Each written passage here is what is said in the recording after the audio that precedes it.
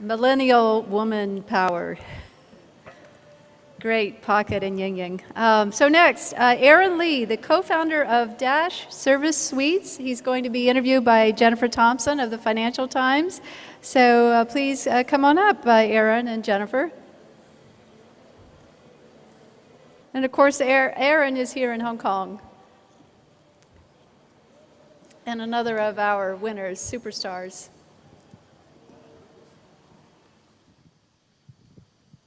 Okay, can everyone hear me at the back? Okay, well, I'm Jennifer. I'm joined by Erin Lee today. Erin is Hong Kong born and bred. He spent many years of his childhood and later studied in California, and then he's had a very varied career since then. Came back on graduation to Hong Kong and has been involved in a variety of internet businesses. So Erin, just to start us off, can you tell me a little bit about some of those businesses and what led to what you're currently doing now? Yes, thank you, Jennifer. Actually, I started my first business while I was in school before I came back to Hong Kong. I was 17 years old. It was an events business. Basically, we came back twice a year, right, on holiday. You know, we just wanted to host these big events, right, to gather people. Made our money through ticket sales, DJ events, right, those sort of things. And then after I graduated, when I came back to Hong Kong, I had the opportunity to invest in You Buy, I Buy, which was a group buying site, which eventually became Groupon at the time. I spent a few years running that company with Danny Young, and then I moved on to investing and co-founding this fashion e-commerce site. At the time, it was called shopame.com. That was a subscription-based model shoe business, which was a clone of Shoe Dazzle in the US. Then we pivoted that business, and it became mydress.com, which is the fashion e-commerce site in Hong Kong that sells clothing, handbags, jewelry, lingerie.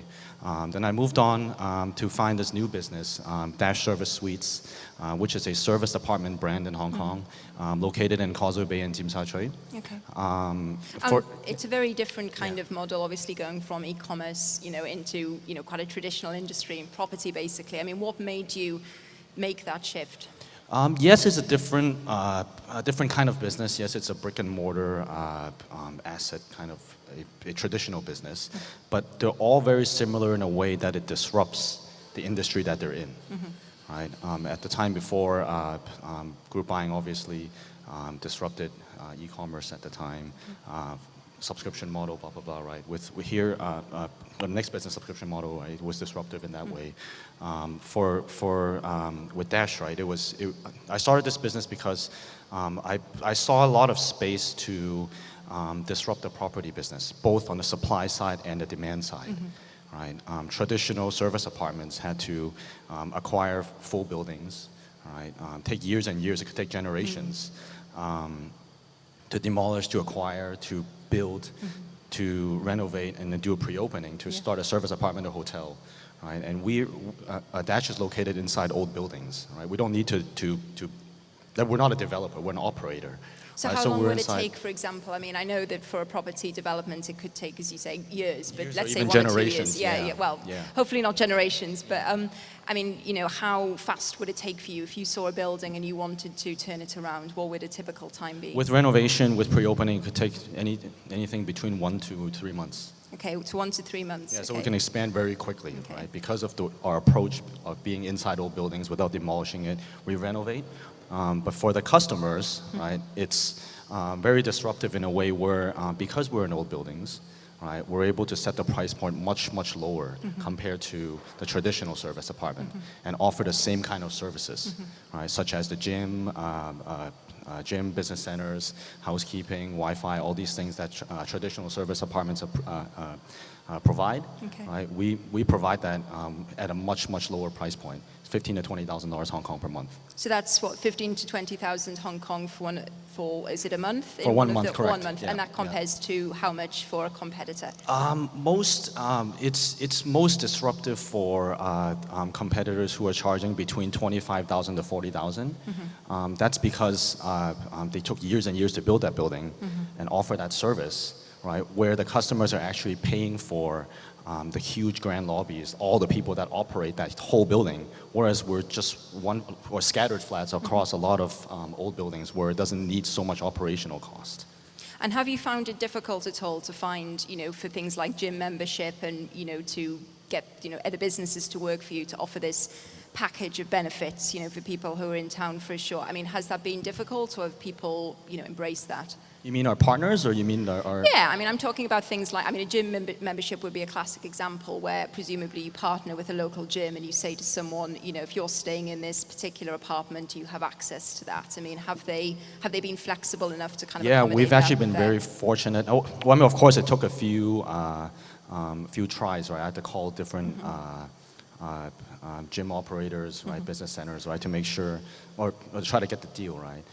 But we were very fortunate to be able to partner with California Fitness in Hong Kong, Okay. and Compass offices, right, where there's actually no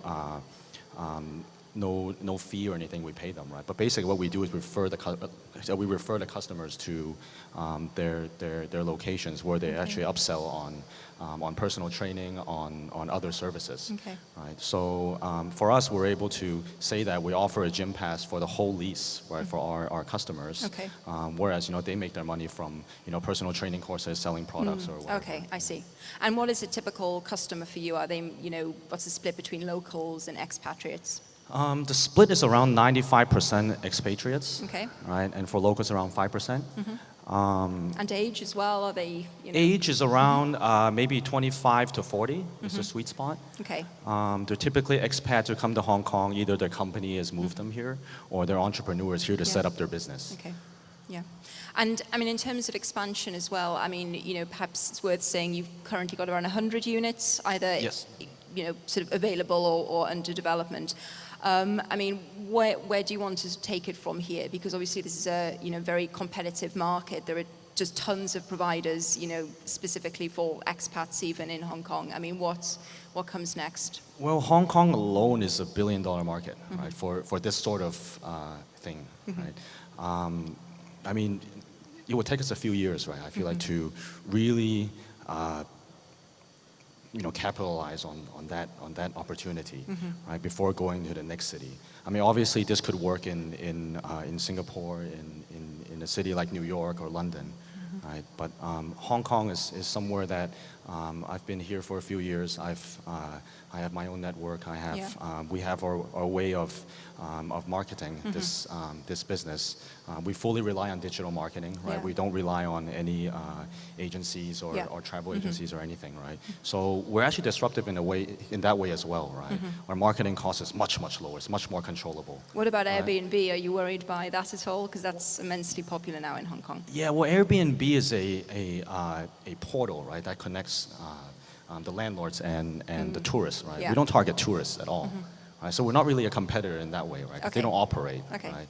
But Airbnb, they might have some customers who come to Hong Kong who stay here for long term and use that portal, Okay. right? But it's not really, doesn't really worry us. Okay.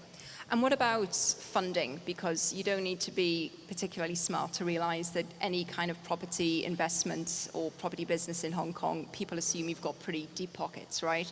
So, perhaps you could share with us, what, kind of proportion you own, how you're funding that and, Well, the business itself, we're actually an operator. We're not a developer. So out of the 100 units, we don't necessarily have to own any of them, right? But of course, me personally, I am a property investor myself, so I own maybe 20% of the property portfolio, right? But out of the 100 units we operate, we didn't rely on any equity fundraising, right? This was mainly the first amount, right, to start the company. The first marketing, the first batch, right? It was just I funded it myself. Yeah. And then after that, we had the support from the banks, right? We used debt financing. Yeah.